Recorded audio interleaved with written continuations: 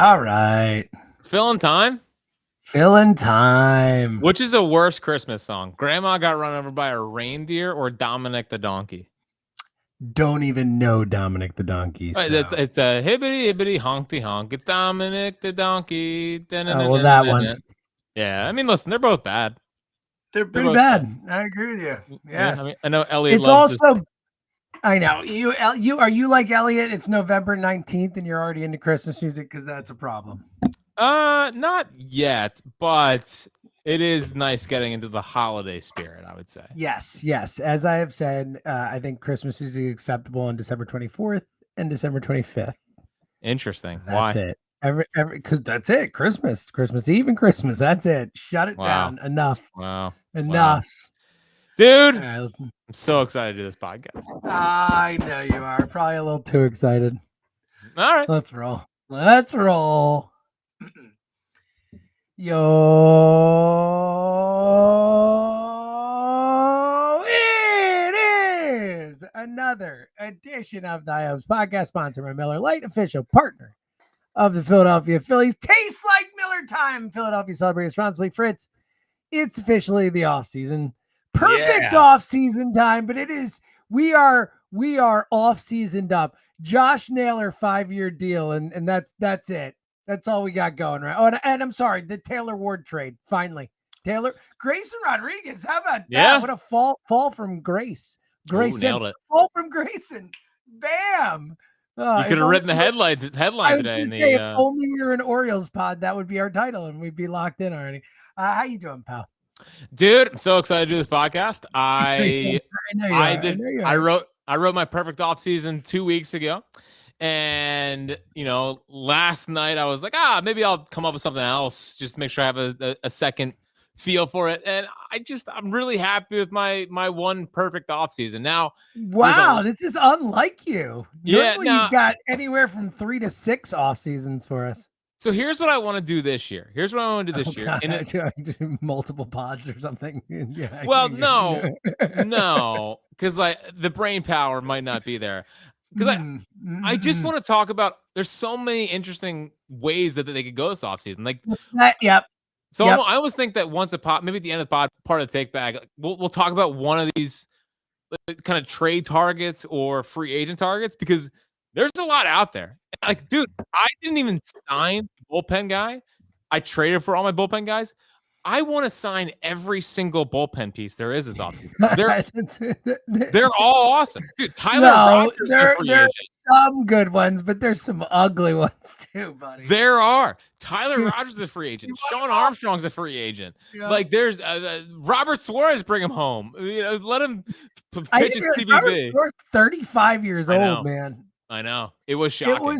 It was the going to, and it is funny just to agree with what you said. Like literally the very top of my perfect off season, I just wrote because I figure we should kind of talk about it all philosophically. Go for it with older core, pause year, reset year, turn the page. Like I could see any of these things being a viable path, and I think we all know that they're most likely to do some version of they're not. I don't think they're just gonna turn the page. I think that's probably off the table, but I do think that you could make a viable, logical, rational argument for any of those things, like any of those directions, philosophically speaking. If Dave Dombrowski said, I'm doing this because, I think you can make a rational argument for any of those things, Jack, which makes it both fascinating and also really hard, man.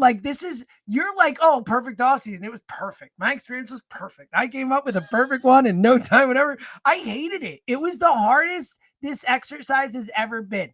We've done this, 6 years, 7 years or whatever. This was by far my hardest. I didn't know what to do. I was like, should I re-sign these guys? Should I not? I'm going to re-sign them. Wait, maybe I'm not. But I'm all over the place. I don't even have know what I'm asking you. What prospects are my guys going to cost? This is honestly, and I texted you about it. This was it was not a root canal because I'm talking about Phillies off season, but it was much more difficult and less fun than it normally is. Cause I'm man, like the Phillies have a lot of hard decisions to make with a lot of possible repercussions in a lot of different directions. Well, and they made it tough too, because I don't know what take I want to have or take I should have, because I like both ways. I like the idea of going for it because obviously we want to win a World Series, but there's a big part of me that wants them to be conscious of the next 5 years. Like, I don't want them. I guess my point is I want them to have a lot of bites at the apple. I don't want to push all my chips in. And I'm looking up 4 years from now, and I've got a million old players, and they stink. I don't want that. Now, it would lead to a higher draft pick, which is always enticing. and we could reset the books. Come on, man. Who doesn't love a good little book reset? But like, I almost want them to prioritize keeping the window open rather than pushing all the chips in and slamming it shut. But at the same time, when I was building my perfect offseason, I couldn't do it. Like, I couldn't do it. I had this exact same experience. Like, I feel like I tried to serve both masters with my perfect offseason. I feel like I'm committing to some guys into their late 30s, and I'm trying to get by with some guys on some shorter term things with some, kind of take some shots in the next couple years while Aiden really gets ready, while Crawford turns into the player we hope he can be, while Painter settles in, and then kind of hope that you can kind of restock with the next group and you draft well and Dante Norian. But I'm also trading guys, and you're going to have to tell me who I'm trading, because like, that's the frustrating thing, Jack, is especially if we're re-signing some guys, like, trades are really the only way to reshape this roster. Yes, and that's the thing I can't do. And I didn't do with my perfect offseason. Like, I can't have it look exactly the same while there aren't that many different types of things that they can do. So like, let's just dive in, man. Real quick, I do think the more and more that I'm going about it and working through the perfect offseason, I keep looking at the free agents, right? And I keep saying, do I really want to give Bregman 5 years? Same, dude. Same. So I actually I think they're going to be more active in the trade market. Like, I think there's more of a chance of a big trade this year than they signed Schwarber plus, like Schwarber and Alonso, Schwarber and whoever else to another big money free agent side. But I think it's more likely that it comes in another trade than it comes in two big free agent signings. So I have 5 trades in my season. So I have no external free agent signings. I have 6. I have 6 trades. Okay, I have a backup move if JT won't resign. All right, I'm gonna dive in because yours is the save the best for last. You're the cleanup hitter. Like, mine's all over the place. Let's roll. First and foremost, and this is the single most important thing to me, buy Nick Castellanos. I don't care how much of your money I have to eat. Like, I it's not the most important thing for this team, but like, I just have to say goodbye, Nick. I think we can accept that Nick Castellanos is gone. All right. Do you have a team for him, or you think it ends in him being cut? Whoever will take him, dude. Like, if I can pay 15 of the 20 million and whatever, like anything I could do to get. By the way, Nick. Someone should pick up if the Phillies are willing. So I traded him for 10. I had a meeting $10 million, and my reasoning was Max Kepler got $10 million last year, and I know that Castellanos. No, you're not wrong. So he was awful.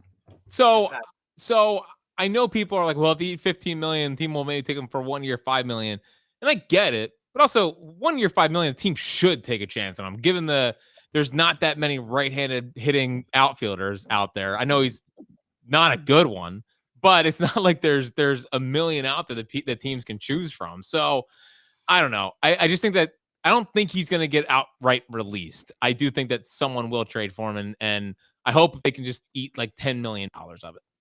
Yeah. No, I'm with you. That'd be great. Either way, they have to get rid of him. He can't be on the team next year. 100%. All right. Now to the point where like we both agreed. I really went into this, and even on the radio when we first kind of on the morning show did like where you at with the Phillies show after the offseason, I was kind of like, reset, guys. I can't give all these guys money. Like, let them walk, let Aiden play, let Crawford play, like all this stuff. And as I sat down to do this, Jack, it's not feasible in the situation they're in. Like the pitching's too good. They have Bryce Harper. They have Turner. Like you've got to at least attempt to take a shot with the group while also, in my opinion, I'm going to try and serve both masters. So I'm re-signing Schwarber.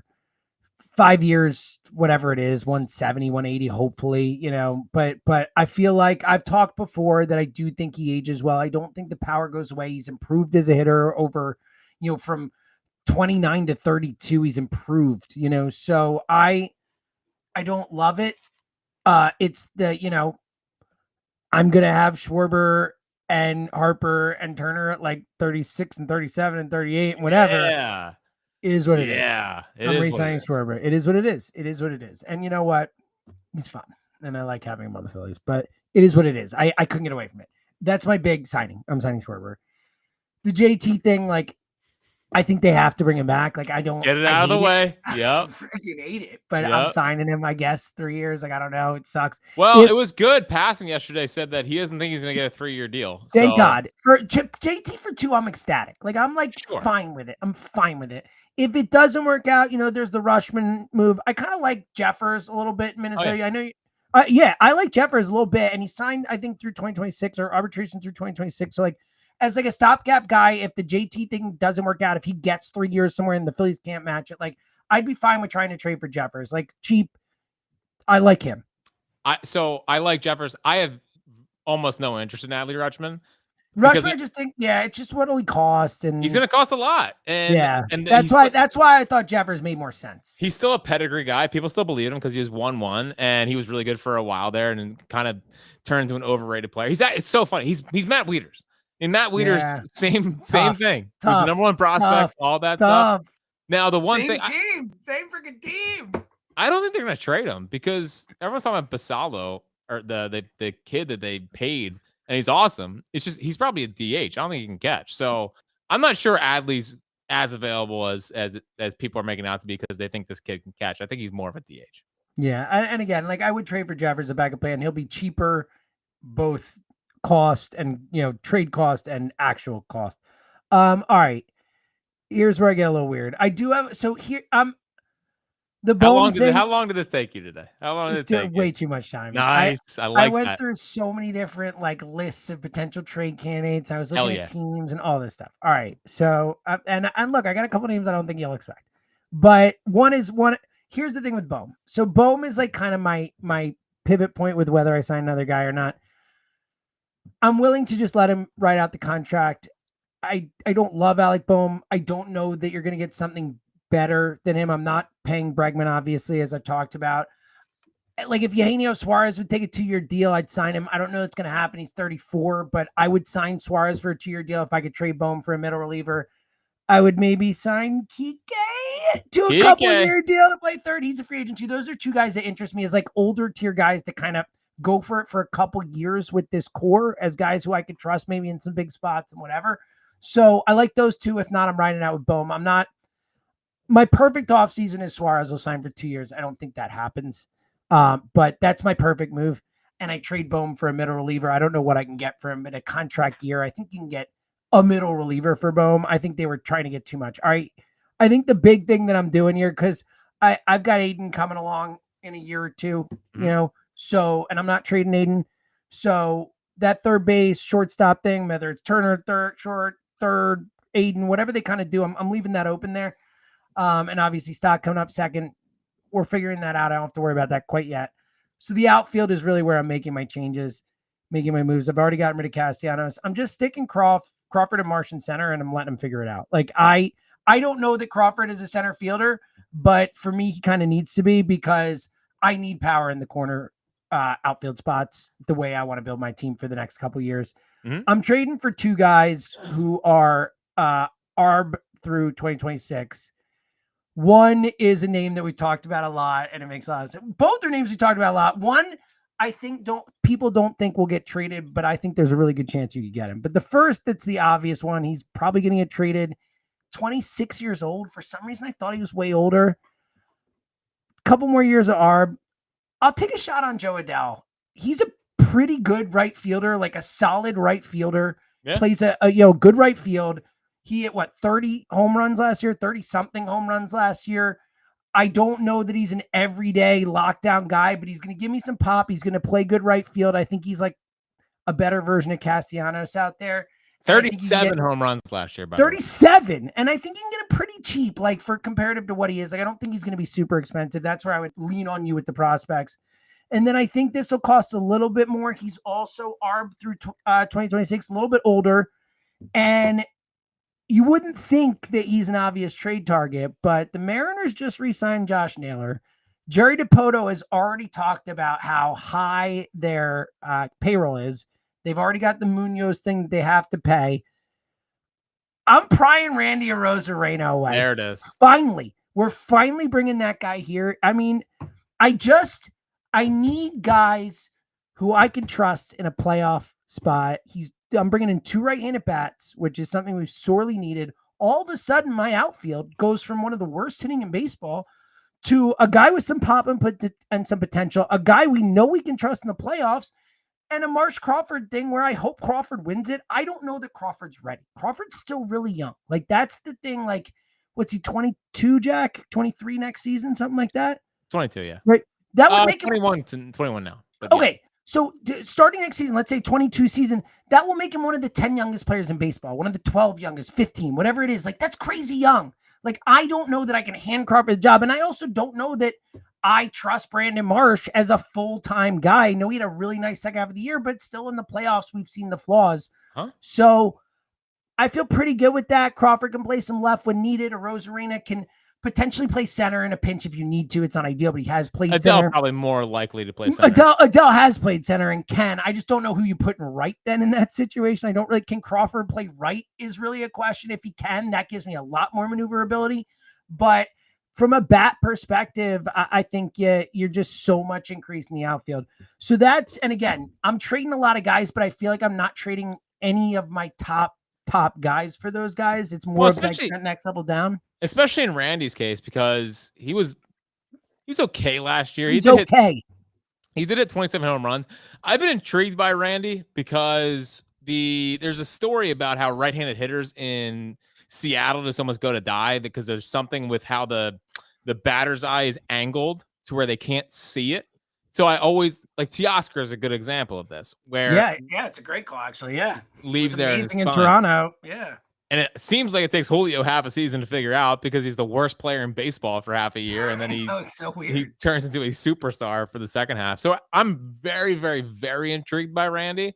I almost wish they could do a Bohm Randy swap just because Randy's in the final year of a deal.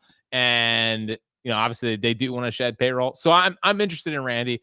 My thing with Adele, who I do really like, I just wonder if the Ward deal last night maybe made them want to keep Adele, and maybe they were choosing between the two. But I don't even know really what the value of Odell would look like in a trade because he's been so for a long time. Exploded last year with 37 home runs, but he still has flaws. But I mean, he's only 26. I was shocked to see that. It feels like he's been around so long, right? Dude, he's been in our lives for a long time. I thought he'd be 28 or something like that. It probably starts with Arun. I think it still starts with the run. Lot, but and I was hoping I'd get away with like going up to the Arun level, trading guys, which I think for everything else I could. So I'd consider it. I don't like trading Arun, but I think I'd consider it, especially because I don't know, like if you keep Arun, if you don't trade him, he's your future second baseman, probably is the idea there. So I don't know this, but I think Arun's traded this offseason. I think he's blocked. I think he's blocked. Whether it's Stott, whether it's Aiden, whether it's Turner moving over, if Aiden stays at short, like it just gives him more flexibility. You've got so much infield stuff going on there, And they can maximize his value now, So again, I think he's a good player, but it seems like he's pigeonholed as a second baseman. I don't think he's a third baseman, and I think that they're pretty good from that standpoint. So I think of all the guys this offseason, I think Arun is one that probably gets dealt as they look for an upgrade somewhere. All right. And now I have I do have one signing for a reliever. I forgot. I'm taking a shot on a guy. And so there's another, I'm potentially trading for Pete Fairbanks if I have the capital left. He's a free agent. I thought he was a 1-year deal with 11.5 million. No, they Really? non-tendered him, or They not really. they did not extend him. Yeah, I thought, it was a club option. They didn't take yeah, it. they didn't No pick it up. way. All And right, dude, so I mean, they I would Paston consider thinks signing he's Pete only going to Fairbanks. get Paston thinks he's only going to get a 2-year All deal. right, so I would sign Pete Fairbanks, and I Sure. think he's awesome. I love Pete Fairbanks. The other guy that I was interested from a free agent perspective as like and I don't know what the market is because he's going to be 31 next season, but was one of the best in the sport until he went to New York. Like, I would take a shot on Devin Williams. Like, maybe it's just, we've seen so many guys go to New York for the Yankees and just kind of not work there and then leave and be good. I really like the idea. I don't know what he would cost because it's only one bad year, but it was also a really awful year and has had injury issues and all that. But I really like the idea of taking a shot on Devin Williams. So that's my perfect offseason. Yeah, and I think it's imperative that they get they have a real opportunity here to get an 8th inning guy to get the ball to Duran. Well, that's what I wanted. I want someone to hand the ball to Duran. I thought that's why you said Suarez before. I thought about it. It's just, I bet it's expensive, and I didn't realize he was 35. Diaz, obviously, I mean, that'd be dope, but I just don't expect. I mean, he's 32. He'll get a good sized contract, I would think. So I was trying to think of the guys who, to your point with Fairbanks, a 2-year deal. Devin Williams, I was assuming off the New York thing, maybe not a massive deal. So those are the kind of guys I was thinking.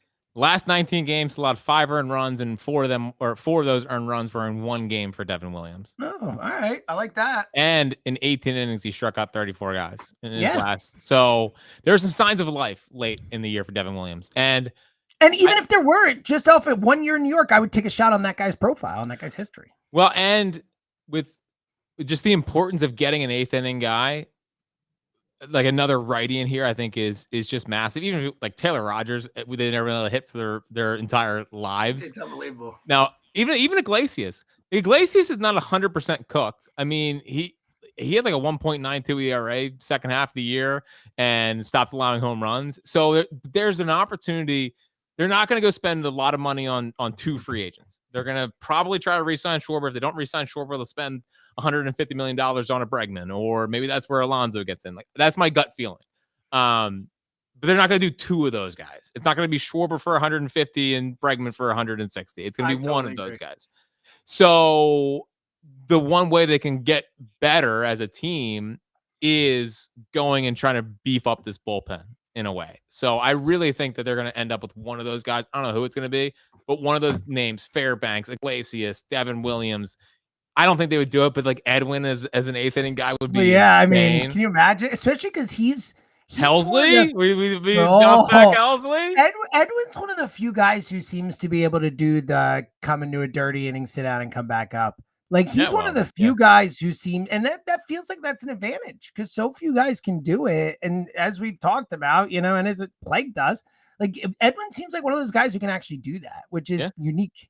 Now, the thing with Edwin is he's pitched a ton of innings the last couple of years. Yeah, and look, and he's going to get paid. He's still only 32. I think he's going to want to close. He's going to want to close. Yeah. Oh, yeah. He's not coming here to be 8th inning guy. It's a cool thought. I will say, though, to the bullpen thing, and it's something that's stuck in my mind since we talked to him, I did think that was an interesting answer from Preston when we had him on talking about making the bullpen longer, and that was something that they were focusing on. Like, it felt pointed, Yeah, well, and he didn't even bring up my boy Alex McFarland, Gabe Craig, all the guys, all the baby boys. Come on, man, can't wait. Cannot wait.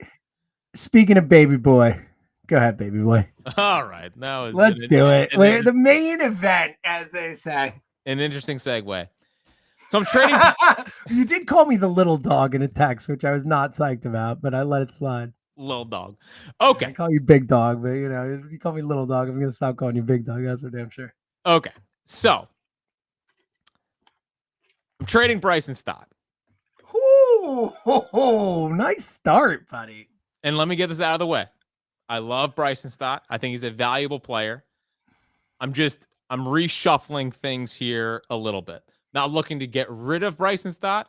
There's a possibility for a different version of the Phillies. And that's what I'm going for here. So I'm trading Bryson Stott to the Colorado Rockies for Brenton Doyle. Yeah, buddy. And I'm taking a shot on bounce back Doyle, bounce back Brenton.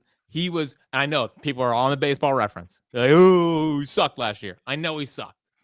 But year before, first off, He's arguably the best defensive center fielder in baseball. He's phenomenal. He has been clocked 105 miles an hour from the outfield. I want that in my life. Plus, in 2024, he hit 25 home runs. I think last year, maybe the hype around the year before, he got a little ahead of himself. He had a bit of a resurgence in the second half of the year. The last 2 months, he hit like 260 with 7-something OPS. In the month of August, he hit over, I think he's at 361 in August. Signs of life from Brenton Doyle and new head of baseball ops, Paul DePodesta. Yeah, buddy. Gets a second baseman the Hills there. That works a good count, gets on base, could be a leadoff hitter. Maybe in Colorado he's hitting the 300. Who knows? So it's an interesting swap, I think, for both teams. But the Phillies get a center fielder who's under control for the next couple of years. It's also one of the best in the sport. Defensively, that's not even getting to his offense, which he does have 25 home run power potential. He can be that guy, and he's a Division II guy. So I will always take a shot on a Division II guy. So I love it. I think the Rockies probably say no, but I think it's possible. I think it's within the realm of possibility. So it seems like they want to trade Brenton Doyle for a top 100 pitching prospect. Yeah. Which I don't want to trade Gage Wood for him. And I am trading another. You're not even trading Gage Wood yet. You're just locked in. Well, I'm trading someone else because I'm trading Brandon Marsh. I'm trading Dante Nori. And I'm trading Matthew Fisher. Wow, you were really excited when they got Fisher. A lot of talk with Preston after that pod about Matthew Fisher. Can't stop thinking about it. Seventh round, right? The fact that no was the 7th round just shows how much you talked about Matthew. I mean, come on. Yeah, well, and I think he's going to have a lot of value. And I think that teams are going to be interested in Matthew Fisher. And I would like people to let me know how he's doing down in breakout camps right now, because he does mean a lot to me. But he's got to get ready to learn St. Louis Cardinal, pal, because we are trading all of those guys to the St. Louis Cardinals for Brendan Donovan and Kyle Leahy, who I love out of their bullpen, and I think is someone that it could possibly be a bridge to Duran. But the main piece, we get for the 8th perfect offseason in a row. I was just about to say it wouldn't be a perfect offseason if you weren't trading for Brendan Donovan. I'm getting Brendan Donovan here, and he's playing second base. Bring me Brendan. I don't care what his numbers were against lefties last year. I love him. I absolutely love him. I really like Brendan Donovan. I think he's a winning player. I'm right there with you. Do you think it would cost that much? Because that is a healthy package. How good's Leahy? So this is a you area where I know, because Nori feels like an ascending piece. Yeah. So it's obviously hefty, but it's not Gage. It's not Justin Crawford. It's not Aiden Miller. It's not the guys. You know what I mean? And right. It's not a rune. I'm basically trading the extras for I think Dante Nori's gonna be good. I actually think the Cardinals would be a good landing spot for Dante Nori. And then Matthew Fisher, heaven, right? Matthew Fisher is someone who's a projectable piece that I think would interest teams in a trade, but it's not Gage Wood, and I don't want to trade Gage Wood, so I'm trading Matthew Fisher. And it'll hurt for a second, but Brandon Donovan is going to be a Philly, and that is the ultimate goal here. So Brendan Donovan is my new second baseman, replacing Bryson Stott, and I now have Brenton Doyle in center field. But we're not done yet, James. We're not done yet, because I'm trading Orion Kerkering. Finally. Who I do think still does have value and maybe a bounce back. I do too. Else. Again, he's cost $800,000 this year. Yeah, and the numbers say he was good. Yes, as long as he's not pitching in a big spot. He Pittsburgh, Kansas City, any of these places who aren't going to play in a big game, he should do great. Well, and hopefully they burned the inherited runners scored stats against him, so no one knows what they are. But I'm trading Ryan Kerkering and another one of my favorites, Cade Obermueller, the second-round pick from last year, to the Chicago Cubs for Seiya Suzuki. I knew this is like a play in the hits, buddy. You could have just rerun last year. I know. You really are on brand. You could have. So he's in the final year of his deal as well. And they said that he's on the block, apparently. He's on the block. They get a good reliever for him. They get an interesting lefty prospect for him, and the Phillies get right-handed thump behind the big guys in the lineup. So if he's available, like that felt close to maybe you have to give up more, but that feels about right for 1 year deal for Suzuki, who I think he's awesome. So, and plus the Phillies seem obsessed with getting a Japanese player. Yeah, I agree. So, and Suzuki is all of that. So my outfield is now Doyle in center, Suzuki in right, and Justin Crawford in left. Also, just to round it out and make this a perfect hits podcast, yes, I'm signing Rob Refsnyder for a 1 year. Dude, as soon as I saw him on the free agent list, I was like, I will bet my life that Jack's signing him.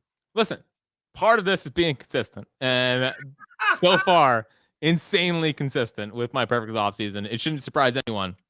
Well, he would make sense with Crawford. Like that. Of course. I mean, that makes it look again to the Crawford point. Like, I don't think we can expect Crawford to just come up and be like an everyday lockdown player. That's tough.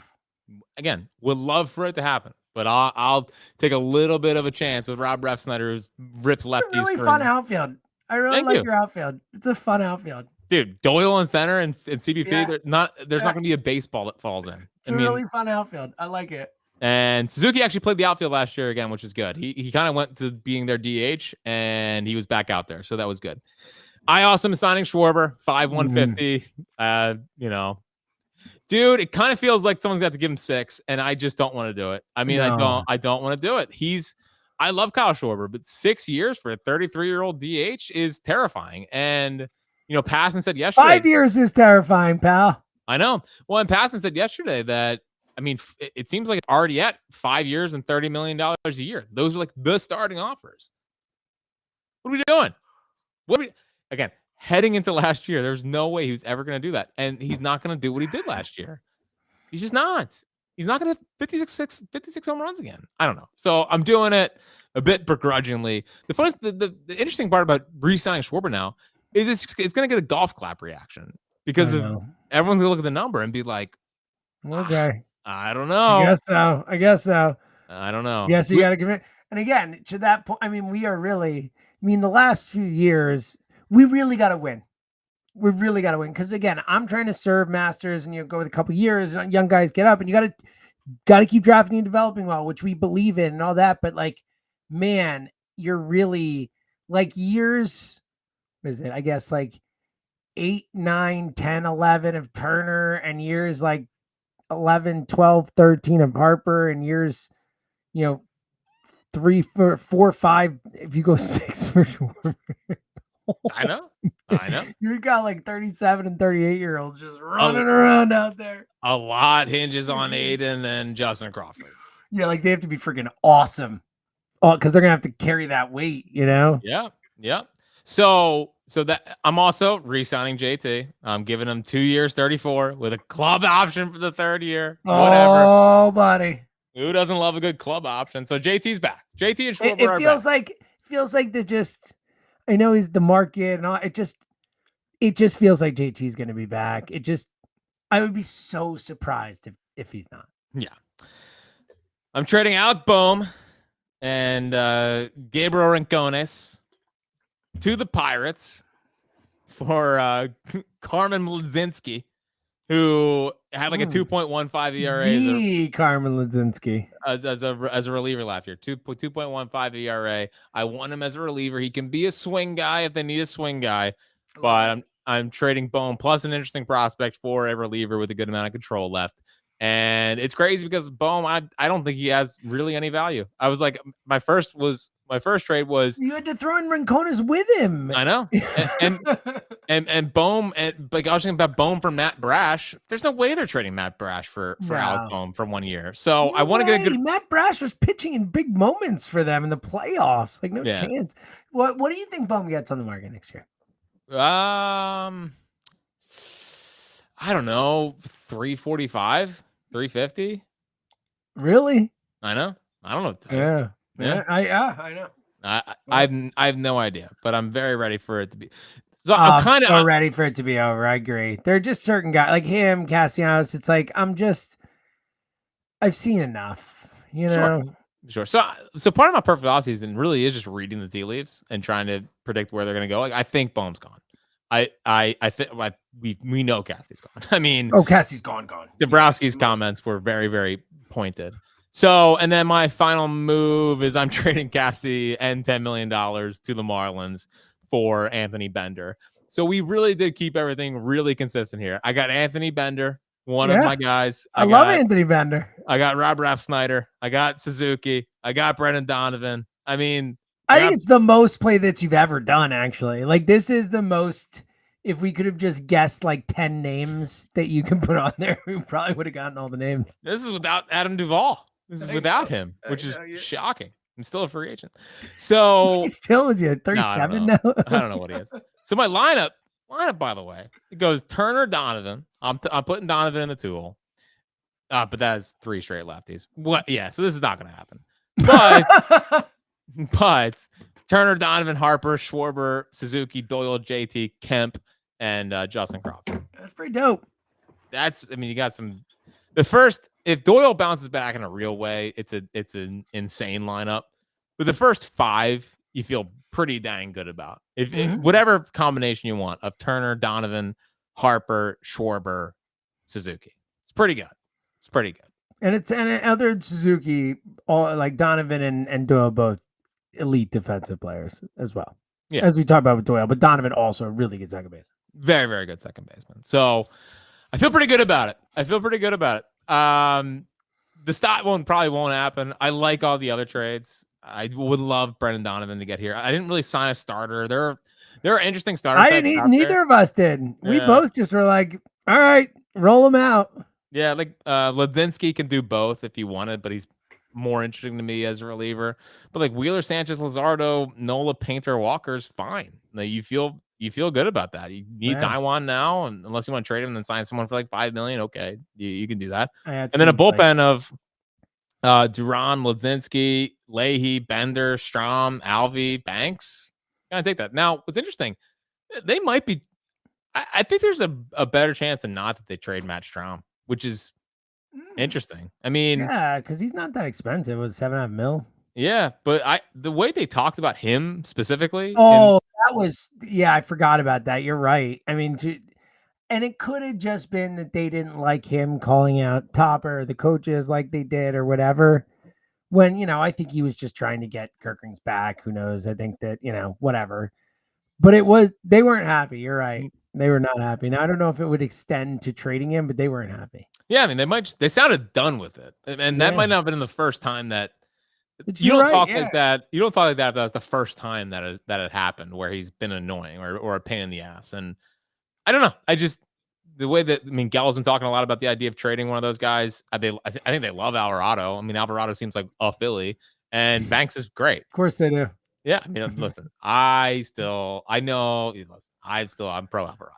It could have cost us World Series, but sure, pro Alvarado. Yep, still pro. Love the guy. Way to go, buddy. Good job, Jose. Thank you for potentially costing us the World Series. Appreciate you. Yeah. And that's not even the one where you gave up the homer to Jordan. Well, yes, yeah, leaking oil by that point. So that's what I got. That's what I got. I actually don't. I'm really starting to, and it's pretty disgusting work by me, but it's whatever. I'm liking the idea of Kemp every day. I want to see what he's got. I'm buying into the injuries. We're at third. You're saying third? Third, yeah. Third. Why you left? There's spots, but third makes sense. Yeah. All right. Let's take back, but let's get into like the philosophical thing you were talking about at the beginning. Just the other pathways that it could kind of go, because I do think, and it won't. I don't think they reset in a meaningful way, but I do think there is a real, again, like I said at the top, a real logical argument to saying, all right, not signing Schwarber, not signing JT, obviously we haven't even said Harrison Bader's name because it just doesn't seem like it is feasible and it makes sense. But yeah, very sad. It's a shame. Honestly, has anyone had a better 2 months in Philly and not come back? He will go down as an all-time 2-month guy. But I think you make a real argument, like kind of move on. When I did my perfect offseason, the reason I veered back towards, signing Schwarber and JT and kind of trying to bring in guys who are signed for this year or a couple years and, not commit too long-term, but compete is because of the pitching staff. It just feels like when you have, especially Zach Wheeler potentially coming back and, the last potential year of his career and all that stuff. And you have, Sanchez and Luzardo in the last year of the contract. And, it just feels like it would be such a waste to not try and compete with that staff because it is so ready to win. Yeah. But I do think there's a logical argument to saying, hey, you know, we've already got Turner and Harper locked in till 39 and whatever Turner's going to be 41 when the contract ends or whatever, 40, something like that. I think 40. I think 40. Yeah. I mean, like those last 3 years, potentially of each of those contracts, 4 years, who knows, maybe more, we don't know, could be ugly. There's a real argument to saying start over, kind of bring Miller up earlier than you might have, you know, bring Crawford up, let these guys take some hits, growing pains, take a year back, step back, and then kind of reset the deck and try and build, you know, not, but still like compete, you know. But they can kind of do both. I mean, we both left third base. We both left third base and left field open. Well, you said center field. But even then, I'm only bringing in Rosarena for 1 year there in left field. So, you know, I mean, left field's open long term. It was more of just I want a Rosarena for the year. And then you didn't trade Nori. So, well, you probably have to trade Nori. I probably have to trade Nori. That's why I was leaning on you. I didn't have the prospects, but Nori in my list, if I'm getting a Rosarena and Adele, I'm probably gonna have to get up Nori in one of those. Yeah. So, but I think they're going to try to do both. I think they're going to have obviously an inflated top of the payroll with Harper and Turner, and they don't have an influx of Schwarber, yes, but they don't have like an influx of all these young prospects coming through the pipeline. You know, it's Gage Wood will be up here. Hopefully, I mean he'd come up here this year. Who knows? Yeah. And Painter's going to be here as long as things go well. I mean, maybe they would get to the point where they would let, but you don't have to trade Gage Wood because you need Gage Wood for when Wheeler retires after 27. So to kind of, I was more thinking, would they let Luzardo walk just because Gage Wood is coming? But you have to re-sign Luzardo, and then Gage Wood can still come along because Wheeler is done after that year. Mm-hmm. So I really think they're going to try to do both. But I think that because they kind of can, you know, Nori maybe, but they also could just trade Dante Nori. Arun, sure. Who knows if he's good enough to, you know, crack the roster, and Stott's not making any money. He's playing second base at a really good level. So, yeah. And the way that Preston talked with us. Yeah, well, that's what Preston said. He said, why can't we do both? Preston said we're going to try to do both. So, going forward, hopefully in a couple of years, you have other pieces ready to go. But, like, Turner and Harper really are going to be their super, super long-term commitments because Schwarber is only 5 years. Well, the thing, though, I mean, when you think about it with Harper's only got 6 years left. Yeah, maybe. So they're all right around the same. Maybe. So, yeah, Turner will be the one that'll extend longer than that. But again, who knows? And the key is you need those guys to age somewhat gracefully, obviously, especially as it goes longer. And to your point, you need these guys. You need Miller to be really good. You need Crawford to be really good. And you need to keep kind of an influx of guys. And you need the trades we're talking about. Like, I think the single best move Dombrowski made last offseason by far was the Luzardo trade. Like, that was a masterstroke. That was one of the best moves he's made since he's been here. Maybe the best, arguably, like individual move. Like, that was a Schwarber signing. So as I said it, that was what I thought of, the Schwarber signing for the price. But like, the Luzardo trade was such a home run of a trade. Like, and it wasn't one we had on our radar at all, you know? So we're going to need more of those, like some more moves where Dave finds some guys who are, you know, under contract, under arbitration for a few more years at fair prices, who are in the media prime of their career, are going to be able to supplement some of the older guys that get older, you know? Well, and they probably won't have to do it this year, but just being able to sign, not have the Kepler Romano just misses, just those being zeros and not helping out in the slightest, or even like Taiwan. I mean, Taiwan, they obviously didn't. Taiwan was a big miss. Yeah, look, Castellanos was a massive miss. Miss. Like, he had moments, obviously, and all that, but when you think about 5 for 100, it was a miss. Yeah. So I can't wait for the offseason. I could tell you're all geeked up. I'm freaking anxiety ridden about it. Again, really? Just the whole process of it made me realize just how many tough decisions they have to make. You know, so, and also I will say something that is nerve wracking just in general. And it's part of the reason I think why Paston's already talking about Schwarber's market being where he is, but it's a weak free agent class out there. Like, we could not have picked a worse year for Schwarber to be a free agent at coming off the year he had, just because it's like there's not that many places for teams to spend money like that, So well, and all the big market teams kind of are in on him, besides the Dodgers and Yankees. It's Red Sox, Blue Jays, Cubs, Mets. I mean, that's not great when all the big guys are in on the guy that you want to resign. Well, and the Pirates. Yeah. Okay. Sure. Yeah. Totally. Something tells me there was a MLB PA grievance coming towards the Pirates and Marlins. Yes. They're going to spend some money. What a thought. Yeah. Look, and I mean, when you think about it, Schwarber, like Tucker, Bregman, there aren't that many guys on this market who are going to get as much money as Schwarber. So yeah, it's really wild. And I don't think teams want to pay for older free agents. I agree. I think that game, and that's why I find Bregman's market fascinating. Like I would die for Bregman on a 3-year deal. I just don't think it's gonna, but I agree with you. Yeah, but also he went into last season. Yeah, exactly. Thinking he was going to get a 5-year, 6-year deal, and then at the same year he's had for the last couple of years, he got hurt again, and now he thinks that all of a sudden there's going to be more market with a year older. So maybe we can get Bregman on a shorter term deal with maybe a higher AAV. I don't know, but finding someone to get Bregman would be awesome. All right, what else you got in the bag? Well, so I've been texting people this all day, and I haven't texted you it because I wanted to bring it up on the podcast. Love it. But speaking of Schwarber, would you rather sign Schwarber to 5 or 6 years at it's probably more than $30 million right now, so maybe 32 and a half, or God forbid even $35 million a year? I was just thinking, 35. Like, would you rather do that, or would you rather just sign Kyle Tucker for 10 years at $350 million? I thought about it. Because I would rather sign Tucker. He's 4 years younger, and he's coming off a year rated 993 OPS. I know not last year, the year before. Yeah. And I think people, dude, heading into the year, I love Kyle. You know how much I love Kyle Tucker. I've long been a Kyle Tucker man. Heading into the year, there was talk of him getting like a $500, $600 million another guy at 38, 39, but he's 4 years younger, and he helps carry you through the old theoretically. And then he's the old guy for the next group, and so on and so forth.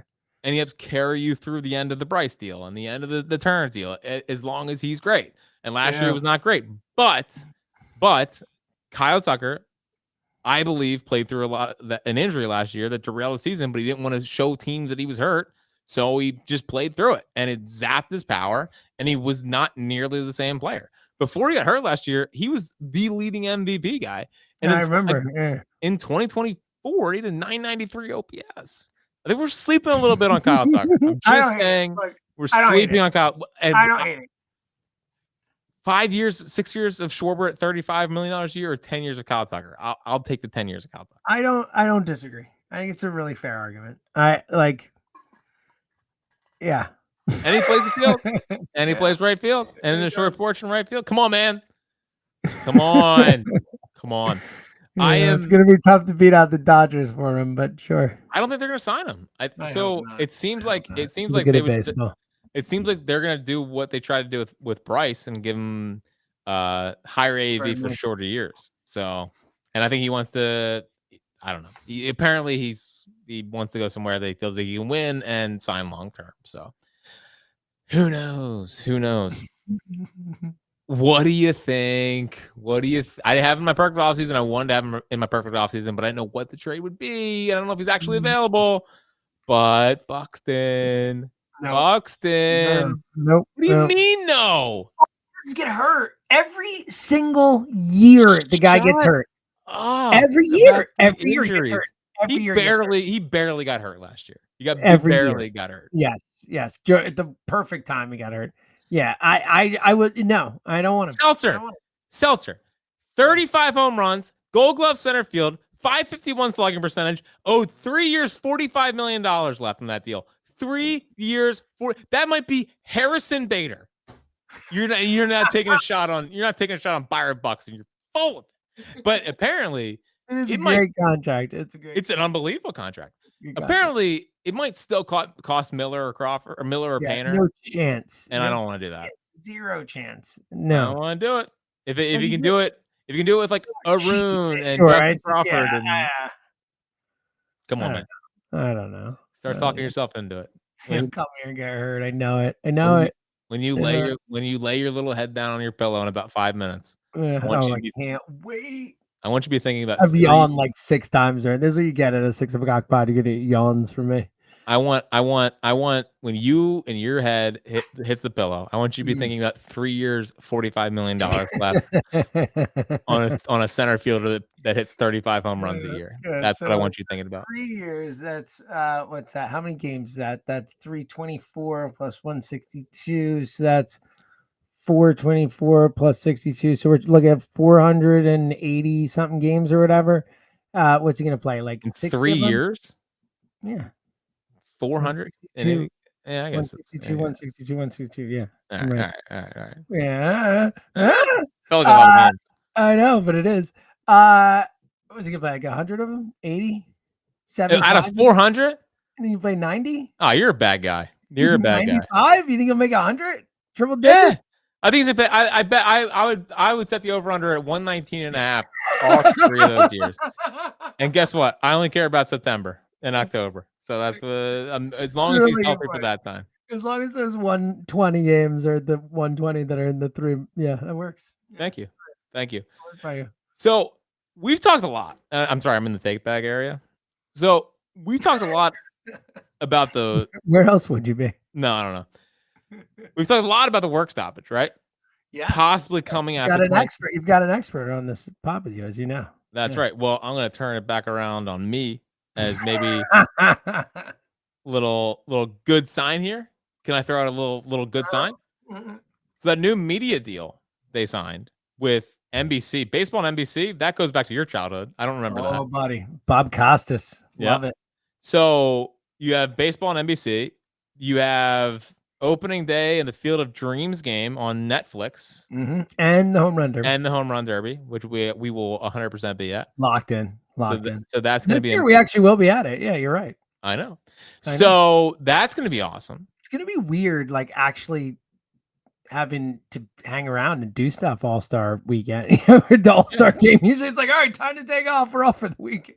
I know. And I'm already thinking about, so they moved the draft date up to Saturday and the Futures game on Sunday. And I was like thinking with Jill, do we take vacation before or after? And then I was like, well, I'm going to be in draft prep season before, so it's got to be after. But then we're heading straight into the trade deadline. So now we're thinking about all these, and I kind of want to get an RV and drive halfway across the country. So sounds awesome. We got a lot of plans. But here's the good news, James. Is that all these media companies have signed up for baseball, right? Netflix, NBC. But here's the good part. ESPN. It's only signed through 2028. So there's no way that it's a 3-year deal for these contracts, and they think that one of those years is just not going to happen. They're paying millions for TV rights deals in these. So there's no way they're signing up for a product that's just going to have a whole year off of it.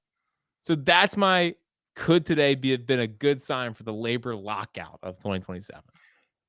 Yeah, I don't know how those contracts work in terms of whether they still have to pay if there are no games. Yeah, like would they get money? Yeah. You know what I mean? But I don't hate it. I'm with you. Let's look for any optimistic good signs that we can get. So good sign. Thank you.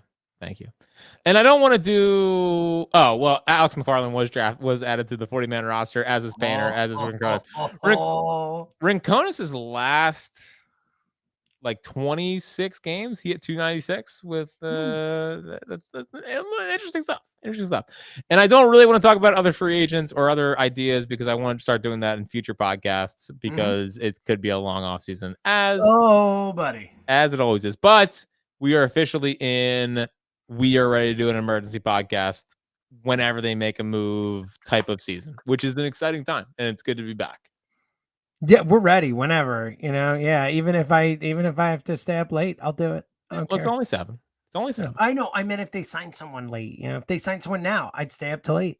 If they sign someone and I was still, you could wake me. If they sign, here's the thing: I sleep with my ringer on because just in case.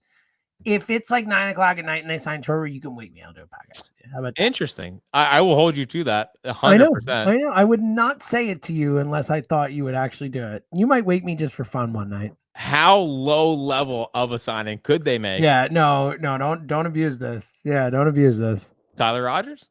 Is that getting you woken up? That's a first thing in the morning, I think. Now if it's, no, yeah, I think that's first thing in the morning. Okay. Well, what if if it's Brendan Donovan, I'll get up for you. Hell yeah. So now roles reversed here. Ooh. Let's say that I'm already in bed and you're up at like 3:30. Oh, I like this. Yeah, it's up to you. I mean, you would love to wake up for it. You kidding me?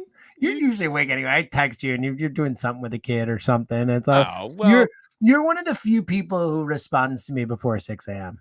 Yeah, well, these like somewhat regularly. These two are the most dramatic sleepers of all time. I mean, dude, Sonny will only sleep in our bed now. So we went through a long Zoe. Right now, as you can tell, I'm actually in Zoe's room because Zoe has taken over our basement. She's only sleeping in the basement now. So nice. Yeah. And Walker will fall asleep in his bed, but he's coming in. Whether it's 2 a.m, whether it's 4 a.m, he's coming in our room. Now, last night he did. It was a good step. But these two are they are the most dramatic sleepers I've ever been around, and they get it from their mom. That's good work by you. That's good work. Luckily, Jill doesn't listen to the pod. Here's what I'll say. You'll miss it. Like when they're not in the bed anymore. Yeah. When Walker comes in, when Walker comes in a bed, I don't care. I don't care. It's more, Suddy, how do you even know what bed you're in? Go to sleep. I know. That's more my point with Sutton. And when he gets old enough and wants to come in our bed, I don't care. It's great. I don't really mind it. Yeah. Suddy, though, how are you making these kind of decisions? Yeah, I get it. Yeah. At 10 months old. How do you even know? That's too young. That's too young. Thank you. Yeah, that's good work. Thank you. All right, this is fun. Yeah. We are on emergency alert. We'll be around. We'll be ready. More pods coming, obviously. It would be nice if the Phillies helped us out a little bit this offseason. Even if reporters helped us out a little bit. Some rumors, some news, some potential stuff. We'll take anything we can get to a pod about, right, Jack? That's always been our motto. That's all we want. All right. We'll be back. People are already tweeting me, trying to keep up with all my trades, which I appreciate. I love it. Yeah, this is great. This is what you live for. Tweeted him. He loves it. All right. Until then, he's Fritz himself.